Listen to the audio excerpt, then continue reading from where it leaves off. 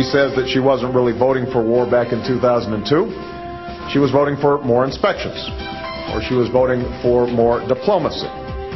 But all of us know what was being debated in Congress in 2002. We didn't need to authorize a war in order to have the United Nations weapons inspections. No one thought Congress was debating whether or not to conduct diplomacy.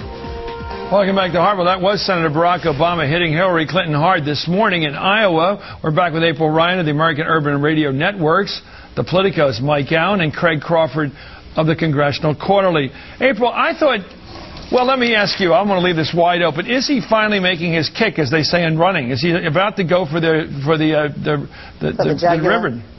Well, let me say this. I talked to some Barack Obama staffers, high-ranking staffers today, and they said, look, you know, why is everybody making such a big deal about him making factual statements? They said, you know, Hillary has been making statements and attacking him all along since until now. They're saying things like, you know, the fact that she called him naive and inexperienced and irresponsible, and now, you know, people are making a big deal out of this. But going to that Iran vote, they're basically saying, look, this vote has the potential to back President Bush to keep troops in Iraq so they could thwart Iran. So they're very concerned about how this is playing out. Who are you arguing with? You're not arguing with me, April. I think it's a positive statement by this guy. I don't listen to all this blowback from the Clinton crowd. Good for you. You act like that's objective criticism. It's just blowback by staffers who are paid to do it.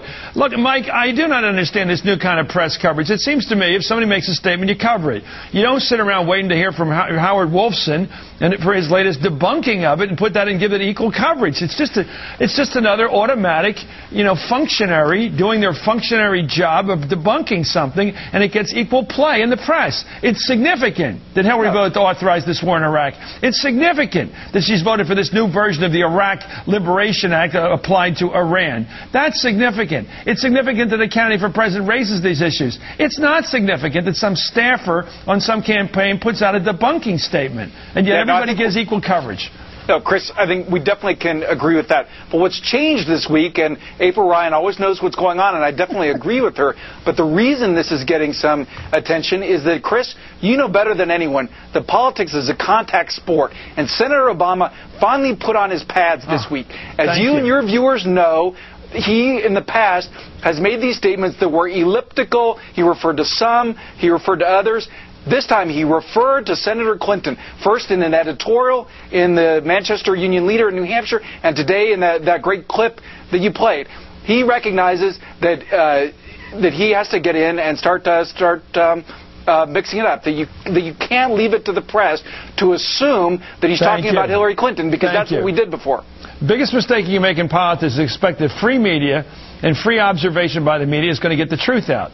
The only way to get the truth out is to speak it as best you can and hope it gets covered. Well, I believe in politics, you go negative early, and this should have been done. This should have been done in April. It's good comparative policy arguments. Start calling the Clintons the incumbents? When he starts calling her by name and attacking her votes, I mean, I'm not saying anything's wrong with going negative. I'm saying it's good politics if the timing's right. This should have been done back in April.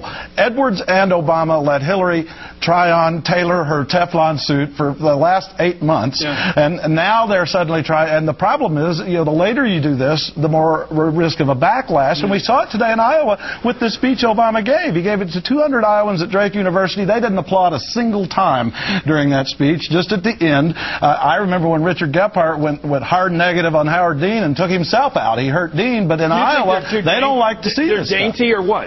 They're very genteel in Iowa about this stuff. I mean, even if it's a good policy debate like he's trying to have, there's a backlash in Iowa when candidates start doing this. Why you do it early, get it over with, so you can be positive at the end. He reminds me of Bill Bradley running against Al Gore because, you know, Bill Bradley tried to be the poet instead of a politician, and this is what Obama did. April, it seems to me that you don't have to defend an active campaign. Right. Well, but here's what happened. This is what is at issue. The fact that the Barack Obama campaign was saying, we're going to take the high road, we're not going to bash anybody, that came out early on, and now they're in full attack mode. And they have to, because Hillary Clinton is the one to beat at this moment. And she was the one to beat a long time ago. Let me get this straight. It's a negative act to criticize someone for authorizing a war that's cost us 3,000 to 4,000 troops already, is costing us 100,000 or so and whatever deaths around the battlefield over there of all sides.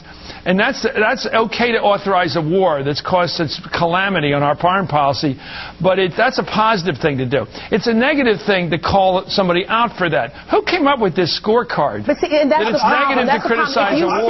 If you say you're going to take the high road, if you say you're going to take the high road, you're going to have to take the high road. What's the high road?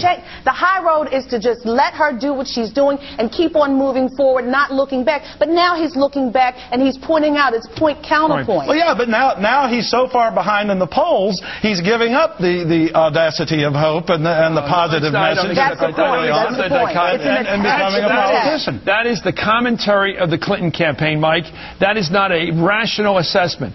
To say that a candidate running against an incumbent leadership, the Clintons, who are basically the establishment of the Democratic Party, and the fact that he cannot challenge their policy statements of the past, if that's the high road, I don't want to have anything to do with politics. That's a stupid notion of the high road. Right. The high road is don't get personal, don't get trashy, but to say you can't debate the policy decisions of the leadership of the party is what? I don't know what kind of a statement that is. Right. I mean, Mike. Chris, what you have happening here is, you're right, they're talking about policy, and the other thing is that beyond the specific issue positions, the Obama campaign will tell you that this tells you some very important things about Senator Clinton, including the fact that on Iran she took a vote that she thought would help her in the general election, but now is biting her with a Democratic base vote, and with some of her statements about Iran, that she's gotten into trouble by being by parsing the statement too much, by being too Clintonian, if you will, and that's why they're going to keep pointing out these statements, because they're going to say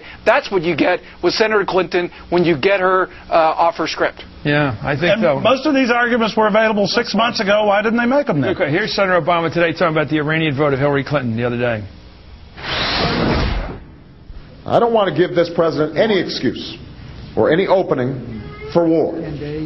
Because as we've learned with the authorization of the Iraq War, when you give this president a blank check, you can't be surprised when he decides to cash it. Among my Democratic opponents in this primary, Senator Clinton's the only Democratic candidate for president who supports this amendment. She said, like she did 5 years ago, that this is the way to support diplomacy. This is a real difference. I disagree. You know, he's leaning over, reading from notes. That's what I was accused of doing by my wife the other night during the debate. Asking, why doesn't he prepare his remarks, April? Why doesn't he get a teleprompter, a box of Wheaties, and come out and give a speech? We would be complaining about that as well. Not me. No. Dust, you can say I would. You can't say we would, April, because you know I wouldn't be complaining about it. But we said that. Now, Chris, you remember there were teleprompters at other debates, and people were complaining about that. So it's I'm not going to say the word I was going to say, but it's dogged if you do, dogged if you don't. One way or the other. You're wrong, April. You're wrong. The fact is we want to hear a well-delivered speech with some passion. We want to have it delivered as if the guy read it once or twice before. Okay, so sight reading doesn't work here. So you want it like the president reads his Oval Office statements or the State of the Union, very scripted. But Chris, I'm all for it. I don't mind it being scripted. I just think he'd read it a couple times before it would have been better delivered. That's all. Well, that's right, Chris. Keep looking down at the notes. Come on, April. He wasn't prepared. Okay.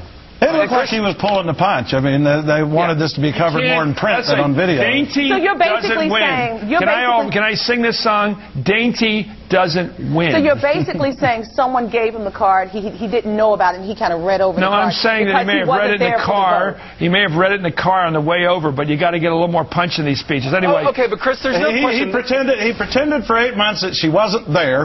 He suddenly discovered she's in the race, and she's way ahead of him, and it's too late.